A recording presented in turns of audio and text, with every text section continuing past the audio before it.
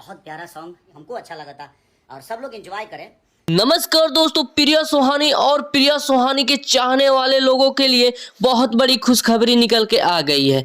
जी हां दोस्तों, जैसे कि खेसारी लाल यादव ने वादा किया था प्रिया सुहानी के साथ कि मैं तुम्हारे साथ एक गाना बनाऊंगा और बहुत जल्द बनाऊंगा, वो भी तुम्हारे गांव में आकर। जिस गाने पे तुम डांस करके वायरल हुई उसी गाने को तुम्हारे गांव में रिकॉर्डिंग किया जाएगा। तो दोस्तों आप सभी को बता दो, उसी गाने को खेसारी लाल यादव और प्रिया सुहानी मिलकर फिर से एक बार रिकॉर्ड करने जा रहे हैं और बहुत जल्द मार्केट में आ भी जाएगा। और खेसारी लाल यादव वादा किए हैं प्रिया सुहानी से कि मैं तुम्हारे साथ बहुत सारे गाने बनाऊंगा और तुम्हें बहुत बड़ा स्टार बना दूंगा। तो दोस्तों आप सभी को क्या लगता है, खेसारी लाल यादव प्रिया सुहानी को एक बहुत बड़े स्टार बना पाएंगे या नहीं? और आप लोग प्रिया सुहानी और खेसारी लाल को पसंद करते हैं तो इस वीडियो को लाइक करके चैनल को सब्सक्राइब जरूर कर लीजिएगा। धन्यवाद दोस्तों।